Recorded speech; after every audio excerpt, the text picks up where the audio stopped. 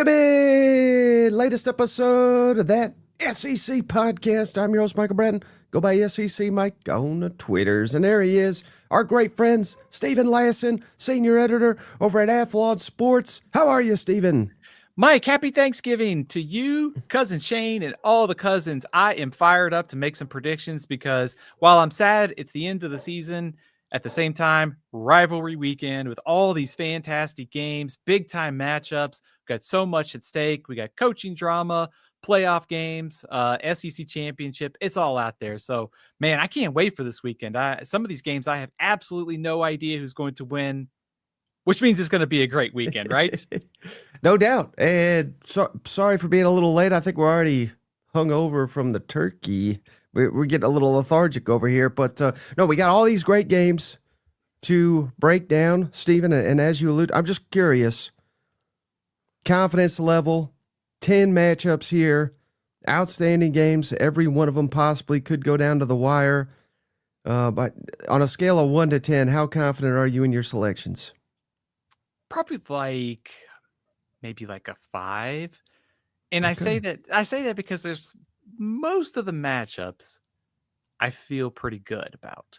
There are a couple, and just looking at the board, that have spreads of under like a field goal, and those are all toss-ups. And so, those are the ones that have me the most nervous. How are you feeling about your picks this weekend? You feeling pretty good?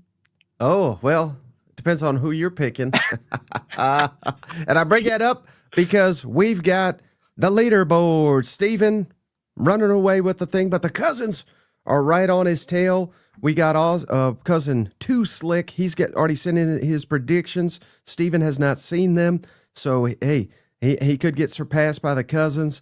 I don't think I got any shot to catch Stephen or the cousins. And I know Shane doesn't have a shot here. But pressure's on, Stephen. You've got a 1-point lead on the cousins and a 4-point lead on me. Are you feeling the heat?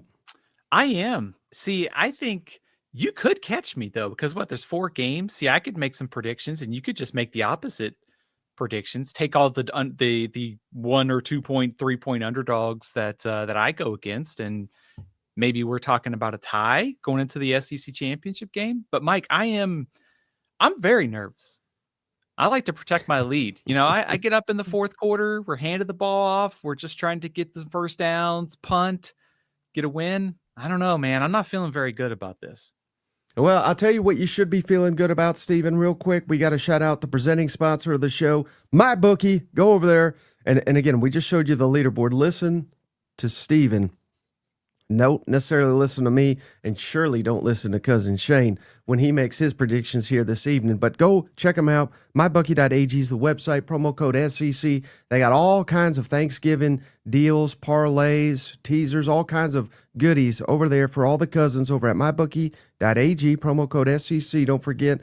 And our other friends, after you've had that lovely meal you're about to eat tomorrow, shout out our good friends, Tennessee legend, wash it down. Nothing goes smoother with a turkey leg. Well, Shane would say than a cookie, but he's wrong. It's Tennessee legend whiskey is what you need. Go check them out. Help the sponsors that help the show. We really do appreciate it. Mike, what Thanksgiving dish are you most looking forward to this weekend? So that way you can have that and then wash it down with some of that Tennessee legend. I'm a sucker for the sweet potato casserole. We got a pecan pie. That's going to be up there. We got turkey. We got ham, of course. And I'm partial to the green beans myself, green bean casserole. Mike, those are all strong. I don't know about you, but I kind of have to do like the 2-plate method because I got to go like through line one time. Got to make sure I get the ham, get the sides. And the second plate's going to be like whatever sides I couldn't get to the first time. You got to go back and get that, and then you got to get the rolls and cranberry sauce and everything. So there's really no like bad sides on Thanksgiving, is there? I mean, especially once you add in the desserts with pecan pie and pumpkin pie.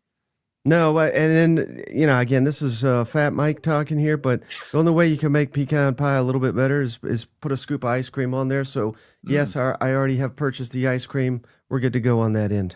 I like the pre-game planning, my friend. That's always good. I did buy some whipped topping the other day for the pumpkin pie, so it was like we're on the same wavelength here. So, man, this week is going to be unbelievable, isn't it? Just the games and the food and hanging out with some family. So Man, it's like I said, it sucks. We've reached the end of the line here with all these games this season. But at the same time, it feels like we've got like one massive, unbelievable weekend of football coming up. Well, before we get into it, though, I did want to get your thoughts, Stephen. This is so we already did an emergency podcast this morning. This has not been officially confirmed, but it was first reported by Trey Schapp here that Alex Golesh has accepted an offer to be the next head coach of the Arkansas Razorbacks. Again, this was hours ago now, not 9:25 Central Time. We're recording 1:15 Central Time. Still not confirmed, but not denied either, Stephen, which is interesting.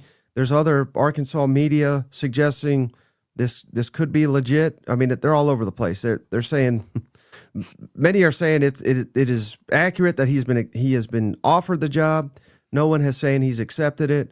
And I've heard behind the scenes that the sticking point is potentially staffing, and I don't 100%. That's all I was told, staffing. So I don't know if that means the salary pool. I don't know if that means Arkansas wants a certain offensive and defensive coordinator. I don't truly know. I just know I was just told staffing. So thoughts on Alex Golesh if he is the hire for Arkansas, which we must emphasize is not official just yet. Mike, if this is official, I really like this hire for Arkansas. If you believe the 4 candidates or so that were tossed around last weekend on ESPN, I think the one that always made sense to me as the best candidate was Golesh. And you look, he's got SEC experience from Tennessee. He also runs an offense that is not, I would say, a lot of people run it, obviously, Heupel, but also he kind of puts his own spin on it. You look at the way they can run the ball now. They've got a good quarterback in Byron Brown. He's done a good job of kind of becoming a well-rounded program. Their defense has gotten better. Also think what I think is most important, understanding the current landscape of college football, being able to go into the portal, the NIL structure. South Florida reportedly had one of the bigger NIL budgets among G5 teams this year. So he checks a lot of boxes for me.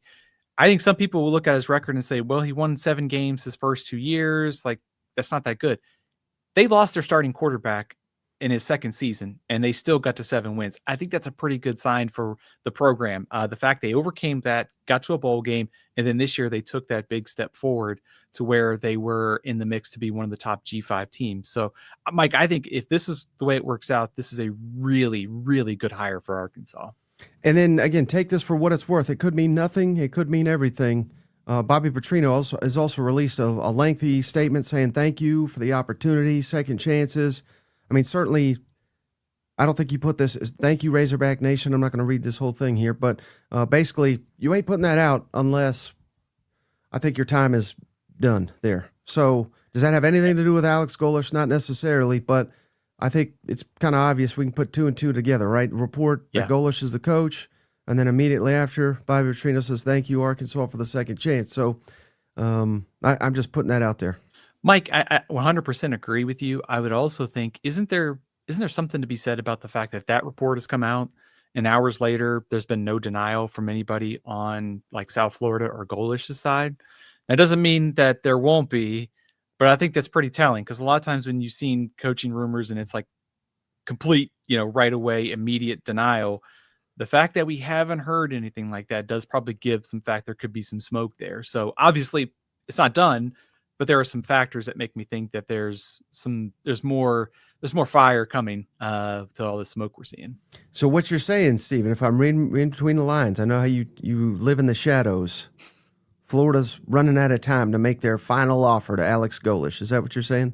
That is a good point. Yes. Or Penn State. Yeah, absolutely. Yeah. If you're, I guess, if you're Florida, if you're LSU, if you're any of these other open jobs, final offers, the time is running out. Alex Golesh could be choosing a new destination soon. So, and Mike, that is the thing about this carousel that is going to be really fascinating come Sunday, because I think once Kiffin makes his decision, the dominoes are going to fall into place quickly.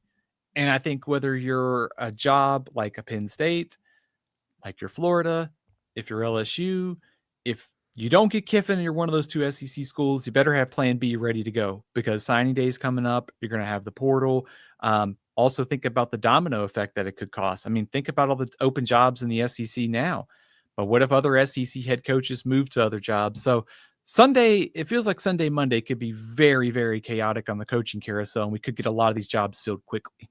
And let me add two things, Stephen, and feel free to totally rip us apart and totally disagree. But, there was the James Franklin rumors to Arkansas, and I have been steadfast that in 2025, the method to winning in college football is not to throw the bank at James Franklin, it is not really even anything to do with James Franklin, but any of these coaches, giving them, whatever the heck they want, and we'll just win. I think we're seeing that is not necessarily the best recipe for success. I have said many times over, I think the key, and it's why I'm very high on John Summerall to Auburn, not that he's not a good coach, but he's not going to cost you $100 million. And whatever you save, if you want to put it that way, in hiring a John Summerall and Alex Golesh, you can allocate the rest of that money to hiring an elite staff, and more importantly, money towards NIL for players. I think that's a better path than getting a big name coach that failed elsewhere. I'd rather get again. Alex Golesh could be a complete bust if he even is the hire. I'm not sold one way or another, but I would rather have a guy that's got something to prove, give him ammunition to succeed. Thoughts on that, Stephen? And also, I made the point that we have seen it with Josh Heupel at Tennessee, Lane Kiffin at Ole Miss, and even to an extent, I would argue Jeff Lebby at Mississippi State. This offense that Golesh would be bringing Arkansas has proven that it can be highly competitive in the Southeastern Conference, and you can win games that maybe just based purely on talent, your team would have no business winning.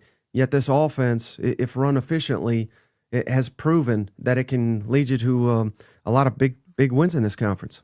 Yeah, Mike, I think on the second point, I think that is 100% right, because I think if you're Arkansas, it's very difficult to try to just go, everybody's going 70 miles an hour. How do you figure out how to maximize? You're at a talent disadvantage in certain areas. How do you maximize what you have? How do you maximize all the resources to overcome some of those disadvantages? And so an offense like what Lebby runs at Mississippi State can be kind of an equalizer.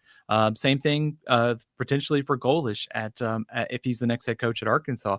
Also, I think, on the NIL and funding, if I was a head coach, that would be the number one thing I would go into all these meetings going. It's tell me, there's the revenue sharing, but tell me beyond that, what are you doing to work around the cap? Because there are some teams that are just going to play right up to the cap, and there are teams that are going to play outside of that. And we've seen there's some uncertainty surrounding what exactly the rules are going to be, and whenever it's going to be solidified. So I would want to know for sure about structure. I would want to know how much money you're going to have to spend towards the cap, and then also what outside donors are doing. I think I think I would agree 100% too on your first part about it's important to get the right coach, but it's also important to allocate the right resources for them and make sure that coach is as good as Golesh or anybody else might be at X's and O's. I want to know, do they know how to navigate this era of transfer NIL? And I think maybe one tell here could be, if you look at these G5 teams, a lot of times in the offseason, they get picked apart. And which coaches do a good job of finding 50, 60 new players every year to reload the roster? And you can do that at the G5 level. Maybe you can manage it better at Auburn or Arkansas. That's a really good sign for Summerall and Golesh. So I think if I'm an AD, I'm allocating all my money towards, rosters, talent. And if I'm a coach on the other side going, tell me how much you can offer and how we can build this structure, because accumulating roster talent is really the biggest thing now with NIL and portal and trying to assemble these rosters on a year-to-year basis. Mm-hmm. All right, Stephen, we got a lot of games to predict, so we got to dive into it. But before we do that, as always, we got to shout out our great friends over at PrizePicks. Maybe you're not wanting to wager on the games themselves, but you'd rather do the player projections, the daily fantasy. What they do over at PrizePicks, they set player projections, and all you got to do is select more than or less than for a player projection for the yardage for passing, rushing, receiving, etc. And the more you pick, the more you can win over at PrizePicks. Don't forget that promo code SEC over at PrizePicks.com. Play 5, get 50 this Thanksgiving. Stephen, who are your PrizePicks selections this week? Mike, the prize picks selections for this week and the whole slate look about like Thanksgiving does tomorrow. Appetizing, because there are a lot of good plays this weekend. So we're going to start with one at the quarterback position. I think Mike and cousin Shane are going to like this one. I'm going Joey Aguilar. Yeah. 279.5. Give me the more than side. Mike, I think we're going to see some points in Tennessee, Vanderbilt. I could also talk myself into a few others on the board, but I really think that given how this game could play out, given that Vanderbilt has been vulnerable in the secondary, I like Joey Aguilar at home to have a big day. So give me Joey Aguilar in passing. Mike, do you approve of that selection? What was the yardage for Joey Aguilar, the projection? 279.5. He might have that in the first half. Steven, I love that one. Give me the more than over at PrizePicks. Mike, I got a couple for you on the rushing side of things that I think you're going to like. We're going to start with Keywan Lacey on Friday, 120.5. I mean, Ahmad Hardy ran for 300. I know it's a rivalry. Teams play up in these kind of games. I don't think Mississippi State's giving up 300 rushing yards to Keywan Lacey. But 120.5, give me the more than side. Give me the more than side on Nate Frazier, 62.5.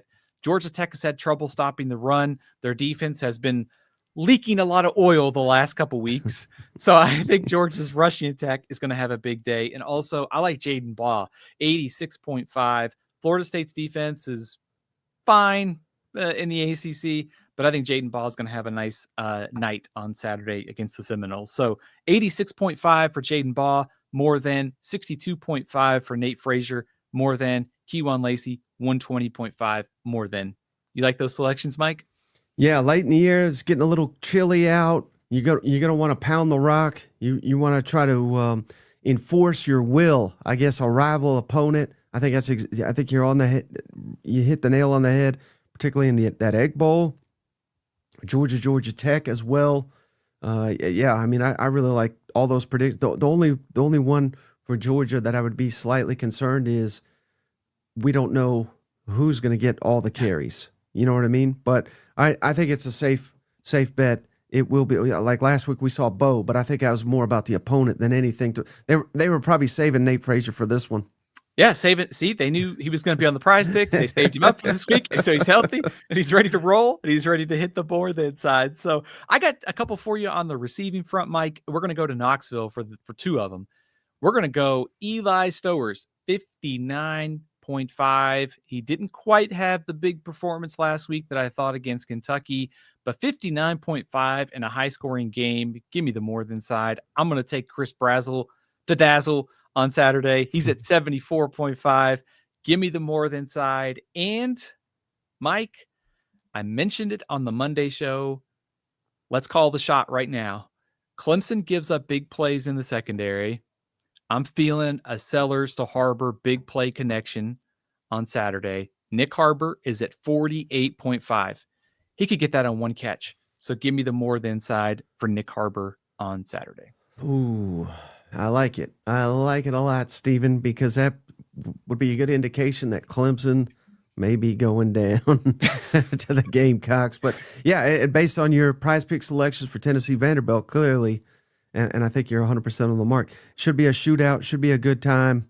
And it may be the last team that has a football is going to win that game. You know what? Yeah, 100%. I think that is exactly where I see this game going, and why it is so hard to predict is I think we're going to see a game where both teams are probably scoring 30, maybe even 40 points, last team with the ball. So, hey, if you're into college fantasy like me, and you like prize picks, Aguilar, Pavia, Stowers, Brazzle, a lot of those guys are going to be good plays on Saturday.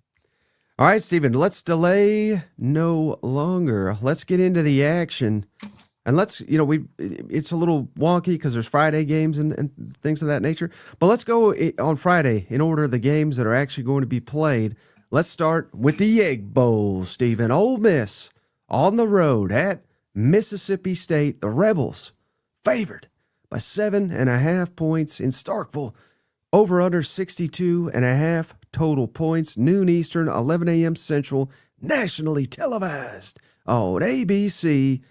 Who do you like to win that golden, beautiful egg? Egg Bowl and drama. they seem to go like hand in hand, like over the last 8 to 10 years, on the field and off the field. And obviously the big storyline, Mike, is the status of Lane Kiffin, and it's certainly going to cast a large shadow over Saturday's game. It does feel like maybe some of the drama has quieted down a touch as we get ready to go into this last stretch of the week, but still, it has been, I think, a distraction. And there's a lot at stake still for Ole Miss. We saw on Tuesday night, Ole Miss fell one spot in the rankings. You do worry if you're Ole Miss, if you lose this game, what happens given the uncertainty of Lane Kiffin and then for the playoff rankings. That's why if you're Ole Miss, you can't leave it up to the committee.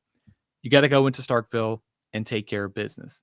I think the biggest mismatch on paper has got to be that Mississippi State rush defense against Keywan Lacey.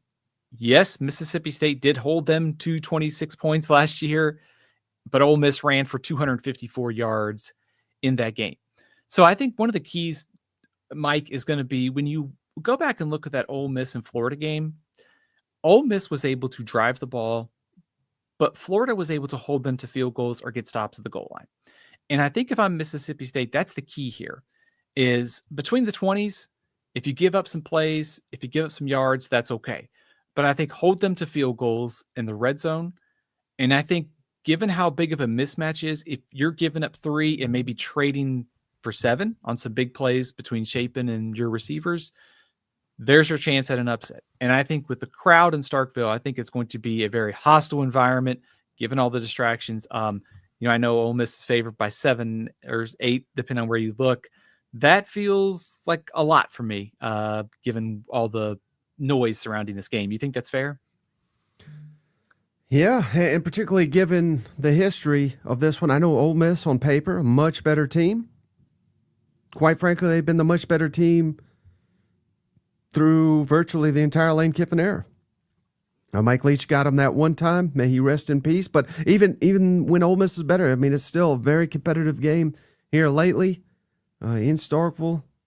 It's, there's a lot to consider. Mississippi State fighting for their bowl lives. Perfect opportunity to play spoiler here. And Stephen with 2. Now here's a wild card that I don't have an answer to. I don't know if you do. But what if the last 2 weeks was nothing but let's get Kamario Taylor, get him ready for this game, and we're moving on from Blake Shapen. Now, I don't. Jeff Lebby seems very loyal to Shapen, so I'm not suggesting that, but that's a little added wrinkle that maybe not enough people are talking about.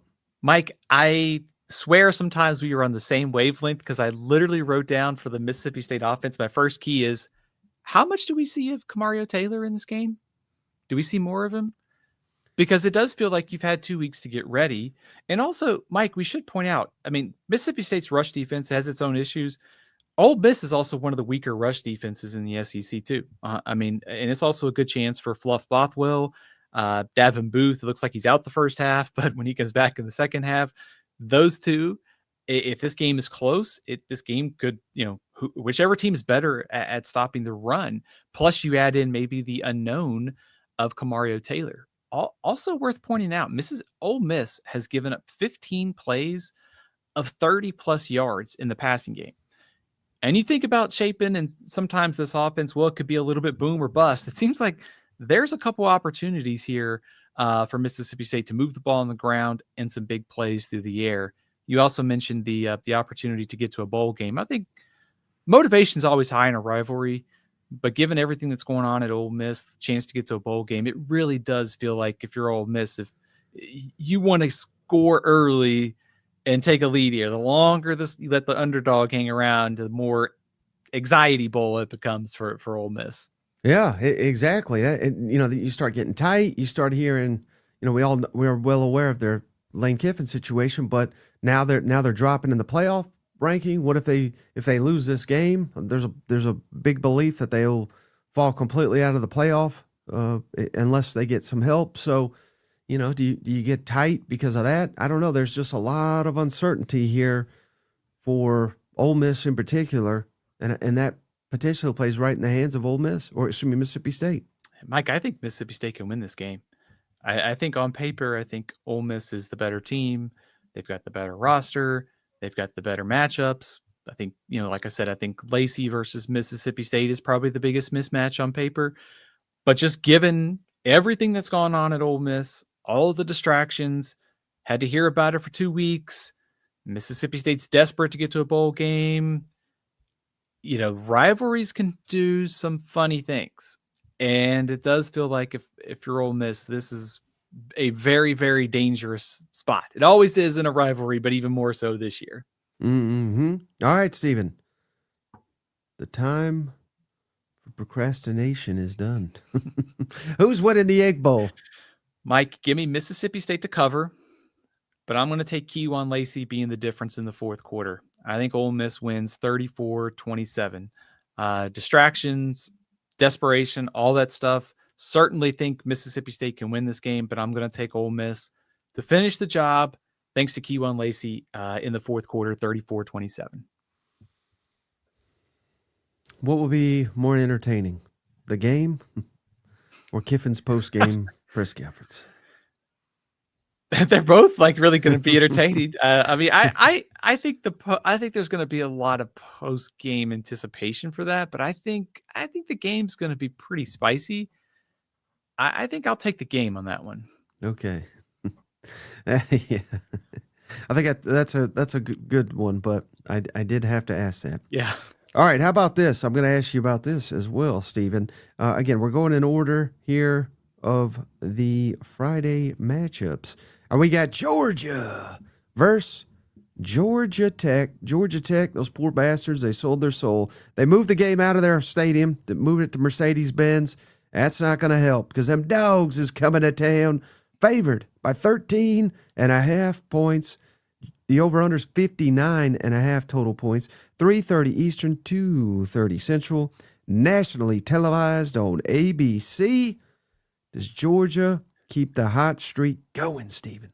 Mike, I think if you are Ohio State, if you're Texas A&M, if you're Indiana, if you're anybody at the top, don't look in your rearview mirror because Georgia's coming. And I think this is a team that's starting to peak at the right time this year. And I think what's interesting about this game on Friday, first of all, clean old-fashioned hate. It doesn't get much better in terms of nicknames and rivalry names, right? I mean, it's like one of the better ones.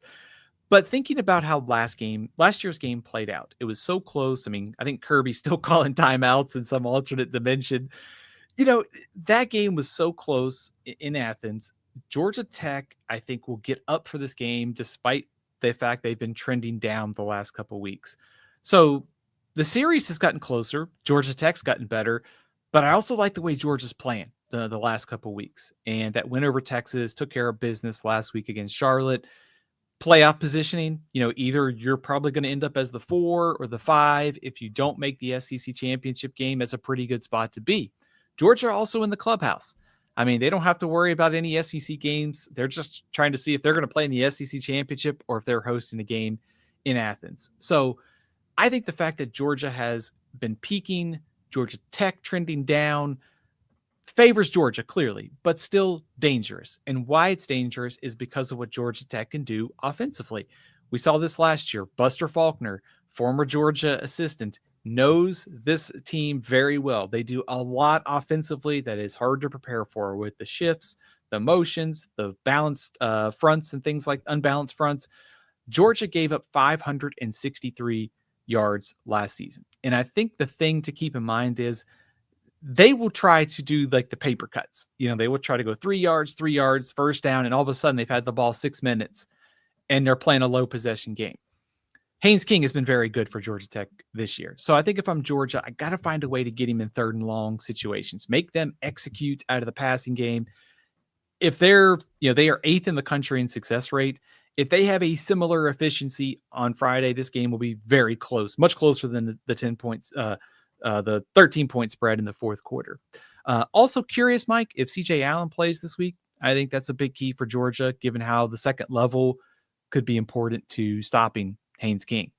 So, Mike, am I crazy to think that maybe Georgia's defense is a little bit motivated to get revenge after last year's showing?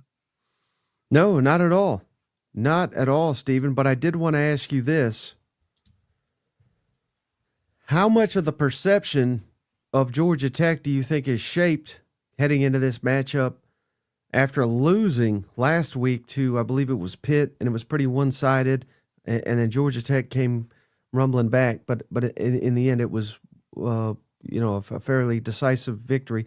But point being, like if Georgia Tech had won that game, I think the narrative would have been a lot different heading into this matchup and closer to a toss-up. Do you think that's fair? I think the narrative would definitely be different. I think Georgia would still be favored, probably by double digits, though. The one thing, and I'll say this about Georgia Tech, I think if this game was at Bobby Dodd, I think I'd be a little bit more worried if I was Georgia. The fact that it's at the Falcon Stadium, I'm sure there's going to be more Georgia fans there. But also when you look at the breakdown of Georgia Tech season, one of the reasons they jumped in the top 25 was that win over Clemson earlier this year. Clemson didn't turn out to be so good. They lost to NC State on the road. They didn't play well against BC, and they lost to Pitt. Like, as the season goes along, they've been trending in the wrong direction.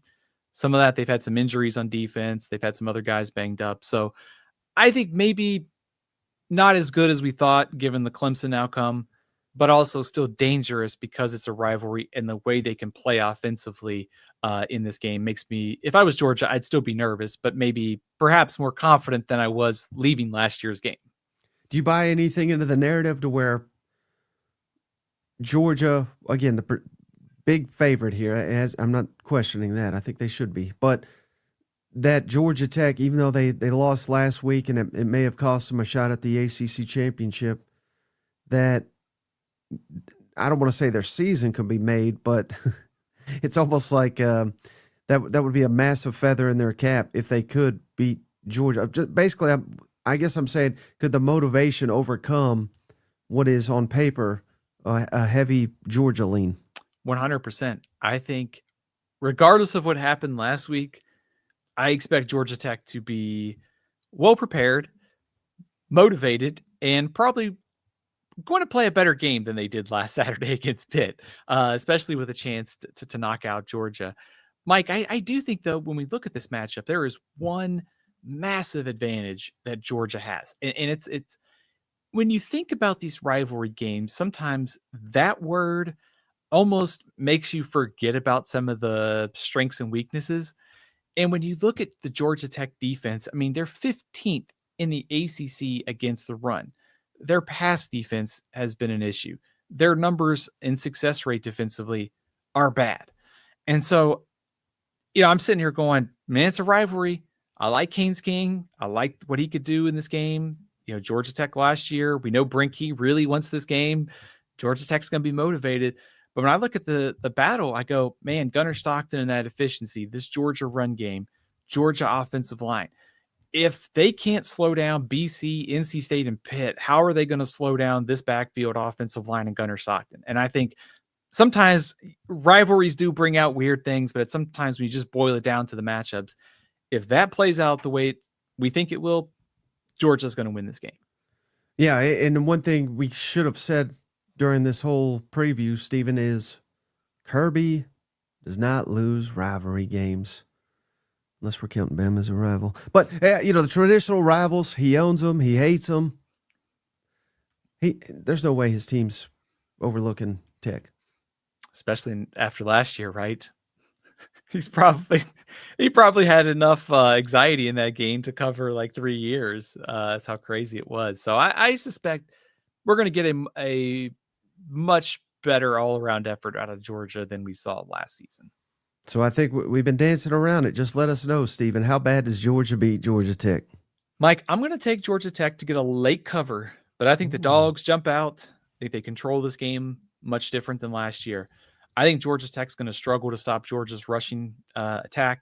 I think Haynes King will land a few punches, but in the end, don't think Kirby needs any late timeouts this time. Give me Georgia 34, Georgia Tech 24. The late cover for Georgia Tech makes it a 10-point win.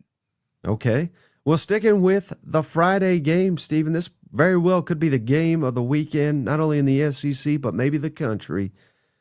Texas A&M, Stephen, undefeated on the road against Texas. Mighty, maybe 8-4 Texas. A&M favored by 2.5 points in Austin. What? 51.5 total points, 7:30 Eastern, 6:30 Central, nationally televised on ABC. Stevens squad against America's squad. Who wins it? Texas or Texas A&M? Mike, I think this is the game that there's 2 or 3 games this week that have been very difficult to figure out, and this is on the list for sure.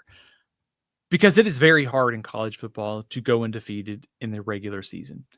If A&M does it, I know people want to pick apart their schedule and say they haven't played this opponent, that opponent. Well, still, going undefeated in college football is hard. And so if A&M can do this on Saturday, deserve a ton of credit. Rivalry games, and especially with this one, the fact that it's starting up again in the SEC is just glorious to begin with. But you've got Texas trying to play spoiler. Faint playoff hopes. I think after the committee made a dumb decision to put Michigan over Texas, their hopes are probably over, barring some kind of chaos on this weekend. So they're just playing to play spoiler. But Mike, I think you also mentioned something on the Monday show that's important.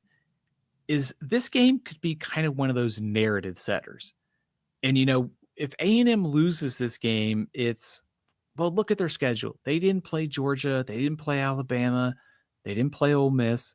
And you could say Texas, despite the disappointment, if Arch Manning plays well, you could say, okay, this is the start of something in 2026. So I think there's a chance to kind of set a narrative there for both teams, but also in the big picture, Mike. I mean, this game always means a lot just for bragging rights and recruiting. So when we kind of boil this down to a matchup, I think the one matchup that just stands out has got to be what happens in the trenches. Because I do think Arch Manning has played a lot better the last couple of weeks. I think there's a chance that he could have a good game on Friday as well. But I think none of that matters if Texas can't run the ball, if they can't protect. And on the other side of the ball is it's going to be a lot of hard yardage against that Texas defensive line. Don't know about Anthony Hill and the status of of course, they're going to be missing a linebacker in the first half due to targeting. But it feels like if you just want to boil this down to the basics, Texas A&M's got I think a pretty sizable edge in the trenches, and that might be the difference on Friday. Yeah, and if you are in a situation where you're putting Mike Elko in the spot to dial up pass pressures for the entire game, I think Texas is in real trouble. Different story if they had a better offensive line, but they got talent, but they've not looked too good this year, have they? Yeah, 100%. And Mike, I think one other point of intrigue is if you've watched Texas the last couple of weeks, they've set up that Ryan Wingo screen pass. Like, are they setting up something on Friday night, like a fake to Wingo and a deep pass to somebody? I mean, they've done it every game. So I'm curious to see what they're setting up, if at all. But I think, that's kind of just the nuts and bolts of this game is if you're Texas A&M, the edge on the offensive line, you've got one of the best in the country. Texas is very good up front. How that battle plays out is going to be like a clash of strength on strength. And then Marcel Reed's mobility, playmaking ability, through the air with Concepcion and Craver, getting those guys probably healthy over the last couple of weeks really helps A&M in this spot. You flip it around, and I think this is what worries me for Texas. If you can't run the ball, I think it's going to be like a lot of the Georgia game where Arch was trying to execute at a 3rd and 8, 3rd and 7, 3rd and 9 all night. I've said it before, Mike. I don't care if it's Mahomes. I don't care if it's Josh Allen, Tom Brady, Terry Bradshaw, whoever you want to put back there. You're not going to win a lot of games rushing for 50 or 60 yards and asking your quarterback to win at a 3rd and 9, and especially when his receivers have been inconsistent in catching the ball. I am curious to see what Sark has. I mean, I think Sark and Elko, the X's and O's battle was going to be pretty fun. But I still think as we can talk about Manning, we can talk about Reed, we can talk about all the skill talent. To me, it does not matter. Whichever team wins the trenches is going to win on Friday night. Have you given it any consideration that Texas is undefeated at home this year? Now, they have not played the best schedule at home. But, yeah, again, they haven't lost at home. Meanwhile, A&M, I think that was the biggest sticking point for me this offseason was they can't win all these road games. I mean, I didn't even think they'd win the all three in the middle there. Yeah. They did that. They won at Notre Dame, of course, and now they got to try to go 5 for 5. I mean, what is have you factored that in at all? There's just the fact that Texas hasn't lost at home, but A&M hasn't lost on the road. I would imagine at LSU, at Notre Dame, basically, I don't think A&M's walking in anything they've not seen this year. Do you think that's fair? I think that is. I think on the road question, Mike, I mean, we have seen that against Notre Dame and against Arkansas, their defense did struggle. I mean, it gave up 40 points in those games. So, I think on the road is way different. The fact that this is the first time the SEC rivalry has been in Austin, of course, it was a good one in College Station last year. There's going to be a lot of energy on Friday night in Austin for this game. But also, if you played at Notre Dame, if you played at LSU, if you played at Missouri this year, and you've checked off all those boxes, I think A&M will be ready on Friday for this one. Now, Texas is really good stopping the run, going up against this A&M offensive line you gave credit to. How many rushing yards do you think A&M wins? Or excuse me, how many rushing yards do you think A&M has to achieve to win this game? Probably over 100. I know that's probably a boring answer. Against Notre Dame, it was 128. Against Arkansas, it was 217. So you kind of got two wide variances there, but I think at least over 100 here. I think, and also, Mike, we should mention, I mean, has Texas cleaned up any of the communication issues on defense we saw the last couple of weeks? Because, if you're going against a quarterback like Reed who can make plays on the ground, and you've got these receivers who are pretty slippery and fast, I mean, I think I'd want to have all that cleaned up before I go into Friday night's game. Yeah, you got to wonder if Colin Klein's over there licking his chops. Stephen, last season, this matchup, a lot of people came out of it saying, well, Colin Klein, he ain't it. Marcel Reed, got to upgrade from his ass. And he may win the Heisman. Colin Klein may be the Broyles winner. So, but they got to finish the deal because this is the game that matters the most in this state. So give us an answer, Stephen. Who wins? Texas A&M at Texas. Mike, I almost flipped a coin here because I do think it is hard to win every game. It is hard to win a rivalry game on the road. I just keep coming back to one thing. I just think A&M's better in the trenches. And so I think Elko and their defense, they're going to scheme up something in the fourth quarter. They're going to stop a late drive by Texas. Give me the Aggies 27, Texas 24, and A&M completes the 12-0 season and clinches a trip to the SEC championship game. Well, if it happens like that, Stephen, I vow all off season. I'm calling Texas 8-4. The spirit of 8-4 transferred to Texas. Absolutely. Just like I'm calling Mizzou fan a deified cousin, Stephen. He gifted 10 memberships. Mizzou fan number 7. Shout out to you, Kevin Howe, M.R. Reed, Alan R5X, Josh Weaver, Demon Johnson, Hank Hill, Hank Hill's urethra, I think that's what that is. Paxton, Sooner Jets, Katie, Scott, Dan Roldolph, hope I said that right. All of y'all, welcome to the family. Yeah, shout out Mizzou fan number 7 who says, who cares? Let's talk about the game everyone cares about. Mizzou, Arkansas. Might be Drink's last game, but I think he'll announce he's staying on Friday. So we can jump into that real quick, Stephen. Speaking of Texas, the only thing finer, Stephen, than watching Texas A&M, the only way you can make it better is by going over to ponchooutdoors.com/SEC to get $10 off your full order over at ponchooutdoors.com/SEC. And why, we bring that up, Stephen, this is an Austin-based business. We love supporting businesses in the footprint of the Southeastern Conference. And if you're looking for a really great gift idea this Christmas season, go check them out, ponchooutdoors.com/SEC. The Poncho Promise, Stephen, free shipping, free returns to make sure you get the size and fit that you want with this fine clothing over at ponchooutdoors.com/SEC. We may have to send some to Sarkeesian to brighten his day after he goes Texas 8-4. You know what? Yeah, Mike, this might be a busy weekend for our friends at Poncho Outdoors. I mean, first of all, it's like Black Friday. You got to get your shopping done. Maybe you could add some of those nice looking shirts and apparel to the Christmas wish list. You know, all the family's going to be asking about it this Thanksgiving. But also, if you're a coach, maybe changing destinations.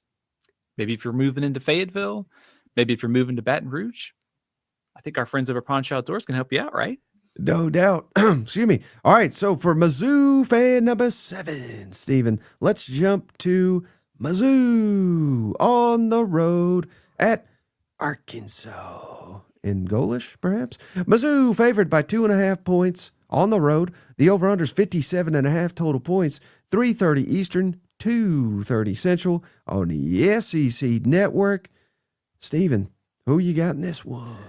Mike, I think there's a chance that this game gets weird, but I mean weird like in a good way. Like I think it's going to be entertaining, and I like weird games, so bring it on Saturday. I think if you're just kind of looking at the basics for this game, it's kind of like what is there to play for? If you're Missouri, it's bragging rights. It's finishing out the season on a high note, getting to 500 in the SEC. I think that's a pretty big deal. If you're Arkansas, just a chance to get an SEC win. You're just kind of playing out the season here. Not having an SEC win, there ought to be some motivation to get one on Saturday. And also, if you're Missouri, maybe a win here helps bowl positioning. So I think there still is a lot at stake for both teams, but if nothing else, I do think we are in for an entertaining game. You know, we go back to matchups, and if you want to just look at probably the biggest mismatch on paper, it's got to be Ahmad Hardy and this Missouri offensive line against Arkansas's defense. I mean, it's pretty simple to me. If you're Arkansas, if you can't slow down Ahmad Hardy, you're probably not going to win this game. And probably helps Bo Prabula that he's knocked off the rust against Oklahoma. Maybe you get a little bit better version of him this week. Much like Mississippi State and Ole Miss, I do wonder if you're Arkansas, bend but don't break. Like, don't give up the 70-yard touchdown run. You'll live with some yardage between the 20s. But if you can stop Missouri and hold them to field goals, I think that's kind of the winning path here. So, Mike, I think Arkansas's defense is at a massive disadvantage. I think the other question is, when you look at the other side of the ball, you know, who's going to start for Arkansas quarterback? Is it Taylon Green? Is it Jackson? I guess it's probably Taylon Green, but Petrino was kind of quiet about it earlier this week. And, of course, good battle in the trenches here. Missouri's defensive line against Arkansas's offensive line. So, like I said, I know – the records, there's not a ton at stake. It does feel like there's a lot of strength on strengths and fun matchups that we're going to see on Saturday. How many points is it going to take, you think, for Arkansas to pull an upset? If I said that I can guarantee you they're going to score X amount of points, what do you start to believe? Hey, maybe they've won this game.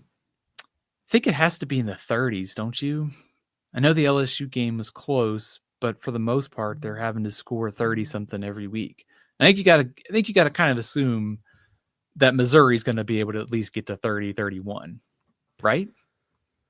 Well, you say that, Stephen, but they have struggled. Yeah. Well, again, Mississippi State, they steamrolled them, but 6 against Oklahoma, 17 A&M, 10 versus Vanderbilt, 23 versus Auburn. Now, what do those teams have in common?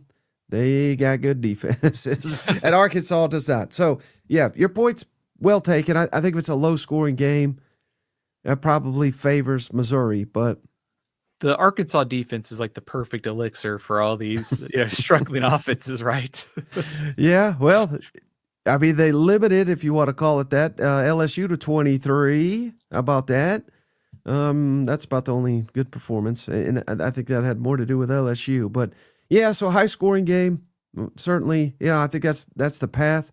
Send out Bobby Petrino the right way and Taylon Green and company. I'm struggling to find a path to Arkansas getting this first conference win. Man, how awesome would it be for, if you're an Arkansas fan, to see Petrino win this one and just bring the motorcycle onto the field, ride off into the sunset one more time?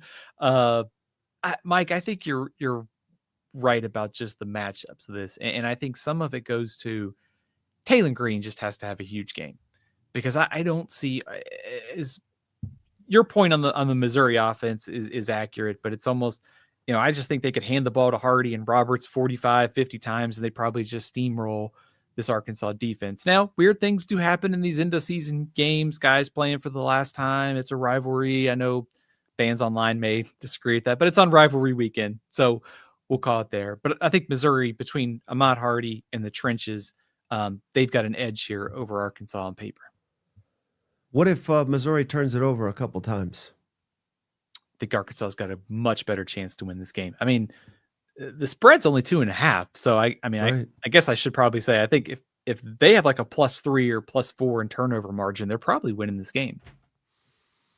Yeah, I think what we need, Stephen, I wish I could remember the guy's name, but there was a guy that looked like a Game of Thrones character, and I think he was a linebacker for Missouri.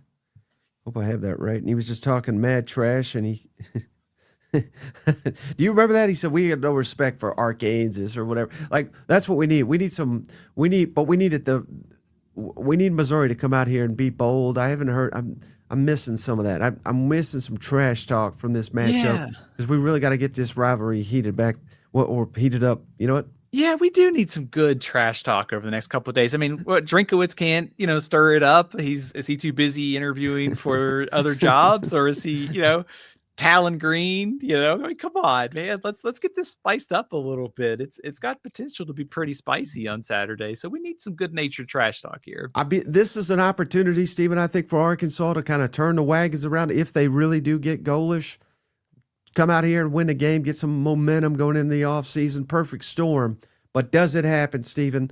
Mizzou at Arkansas, give us your prediction. I like Missouri, Mike. 31-27. Another, unfortunately, probably a heartbreaker for Arkansas. I just don't think they can get enough stops against Ahmad Hardy in this Missouri offensive line. So I think that wins the game. I think Taylor Green probably plays well, but at the same time, I think Missouri takes care of business. 31-27. I was trying to set it up for a fun game here, but Steven says no. I think it's close. That's fun, right? But speaking of a good time, shout out All Day Trey. Appreciate you for the $10. It's okay, Steven. Trying to be anti-Homer, so I'll say it for you. Texas by 50. And he gifted 5 memberships, Steven. Shout out All Day Trey. He gifted Fireman 17, Steve Texas, Spectacular Sports Shorts, SDJZ, and Billy Wang. What a name. Welcome to the family, courtesy of All Day Trey. Shout out to All Day Trey for showing up as always. All right. You know who else is going to show up here, Stephen? That would be none other than, oh man, I don't know how exciting this one will be, but who's going to win, Stephen? Kentucky at Louisville. Louisville's favored by 3.5 points. What? 47.5 is the over-under. Noon Eastern, 11 a.m. Central on the ACC network. Hey, good for them. I didn't know they had their own network. They're moving on up in the world. Who do you like here, Stephen? Kentucky fighting for their bowl lives. Louisville, I don't know what they're fighting for. Respect, I guess. But who do you got here? Mike, this one's a hard game to kind of assess, and I think for a couple reasons. One, if you're Kentucky, there's probably more motivation on your sideline, because if you win, you get bowl eligible, you continue the season. Also, they lost pretty bad last year to Louisville, chance to get revenge on Louisville's turf. For Louisville, they have been trending down the last couple weeks. They had that big win over Miami, thought maybe they had a chance to make the playoff as the ACC champion, but they got handled by SMU. They lost to Clemson before that. It's kind of turned into a little bit of a disappointing season, but they can change that with a win over Kentucky on Saturday. So probably enough motivation for Louisville to show some fight here. But there is a big question, and that goes to the injury report. So Louisville was missing its starting quarterback, who's not very good. They were missing 2 running backs, Isaac Brown and Keywan Brown, and Chris Bell. Chris Bell is definitely out. Not 100% sure of the quarterback and running back statuses. Miller Moss, the USC transfer, has been up and down. Louisville fans have checked out on him. So it's probably not the worst thing if they have somebody else start a quarterback at home on Saturday. So, Mike, I think that's the biggest thing here is not knowing what Louisville has healthy. Kentucky's also banged up on defense, and we saw that last week against Vanderbilt. If you're Kentucky, I think the big key is going to be, can you stop the run and force Louisville to beat you through the air? Whether it's Miller Moss, whether it's Adams, one of the other quarterbacks that Louisville has, they got a good offensive line. They can at least get some push in the run game. So stop them, force them into long yardage situations. That's probably your best chance to win if you're Kentucky. Mm-hmm. Yeah, and I don't know if you saw it, Stephen, but we had our buddy Nick Roush. We have him on every week, and he basically just bagged the entire Louisville team. He said the quarterbacks quit. That's what that freak weight room accident was. And to your point, basically everybody's decimated on the roster. Now, in case anybody didn't know, I don't think we ever said this on the show. I don't know if it's a secret or anything, but if it is, oh well. Roush, his cousin is Jeff Brom. So maybe he was just covering for his cousin's ass because he keeps losing all these games here down the stretch. But putting all the blame on the players, because I don't think Brom has publicly done that. But yeah, so I mean, based on his logic, Kentucky's going to whoop some ass. But he says that every week. And then he has to come back and eat crow. But I don't know why I'm sharing all this. But just the fact that, to your point, this is like a mystery matchup because we don't know who's going to be playing. Hey, honestly, Mike, a couple weeks ago, after Louisville beat Miami, I was sitting here trying to do the W's and L's for bowl projections. I was like, man, there's no way that Kentucky's going to be able to get the win in the season finale. But you start going, well, Louisville's lost 3 in a row. They've got, guys hurt. Maybe some dudes have checked out. I don't know. I don't know what Louisville team we're going to see. Mid-season Louisville shows up. It's probably not. They probably cover. Louisville that's played the last couple of weeks. Kentucky wins this game, and they're going bowling. There's just a lot of unknown here, and even beyond those things, it's Kentucky's offense. I mean, they've scored 17 points is their high point on the road this year. And Louisville's defense is pretty good. For all their problems offensively, they've got a pretty solid defense, one of the better ones in the ACC. So a lot of unknowns. It's a very strange matchup on Saturday. All right, so give us a strange prediction then, Stephen. Who wins it in this in the stadium formerly known as Papa John? Mike, I think this game is going to be decided by one thing. That's turnovers. Because I don't really trust either offense. I think points are going to be at a premium. Louisville's been better in turnover margin this year. I don't think we see a ton of points outside of a wild game. I think all the motivation is on the Kentucky sideline. But I'll tell you the one coach that I think is better in this game, Mike, and that is Jeff Brom. So give me the Brom squad in Louisville 23, Kentucky 20. Any chance, if it happens that way, that Stoops does not return with a 5-7 record? Man, that's kind of the worst case scenario for Kentucky, isn't it? You're kind of in no man's land there. If it's 6-6, it's an obvious return. My guess, and we've kind of seen this the last couple weeks, is Florida State, Maryland, Baylor, and Wisconsin all opted to keep their coach as opposed to making the change. And so I wonder if that's the same thing that happens here because of this late momentum, because you got Cutter Boley. That'd be my guess. My guess is that he probably will be back next year, unless it's like a 45-0 type of game. Okay, well, speaking of keeping the coach, Stephen, how about this travesty of a football game? Florida State at Florida. Florida favored by 1.5. Over under 51.5 total points. 4:30 Eastern, 3:30 Central on ESPN. Good night. This is nationally televised. Thoughts and prayers to whoever's got to watch this. But thoughts on this one, Stephen? Mike, I know this game is, the records are what they are, but I always like Florida State, Florida. It's always pretty nasty. It's two rivals. It's, there's a lot of talent on the field, maybe not so much this year, but there is a lot at stake. And so I think if you're Florida, it's a chance to play spoiler. If you're Florida State, it's a chance to get bowl eligible. Now, Florida State announced Mike Norvell is coming back for next season earlier this week. Maybe that removes some of the distractions from Florida State and they can just focus on this game, getting to 6 victories and going to a bowl game. Who knows what Florida team is going to show up, Mike? They are very unpredictable from week to week. I thought we would see a little bit more fight last week, and they were totally invisible basically for most of that game against Tennessee. But I think if you want to boil this down to kind of a matchup question, Florida State under Gus Malzahn, the offensive coordinator, they've got a good quarterback in Tommy Castellanos. The key is going to be able to get that run game going. Castellanos is good at making plays. They've got a deep backfield. They basically, but Deuce Robinson, he's their dominant receiver. Can you get Florida State in obvious passing situations? Because that seems to be the biggest problem for this group. If they hit a few big plays, if they're running it well, that spells trouble for Florida. So, Mike, if you can tell me what Florida team is going to show up, that would make this prediction a lot easier. Mm-hmm. Has Florida State tanked it like it's seemingly Florida has? I think their special teams did in last week's debacle against NC State. My gosh. I mean, I don't know if I've ever seen a couple minutes there of disastrous special teams. I don't think that they haven't packed it in. And I think it was close. It was 21-11 against NC State last week. They were in that game. They beat Virginia Tech the week before. Honestly, after the Stanford game, when they lost, I actually thought they were going to pack it in, but they turned around and beat Wake Forest. But here's the problem for Florida State, Mike. They are 0-4 on the road this year. I mean, Stanford is bad. They lost to them. They lost to Clemson. They lost to NC State, and they lost to Virginia. So, is it Stanford a conference game for them too? Yeah, it was late night on ESPN.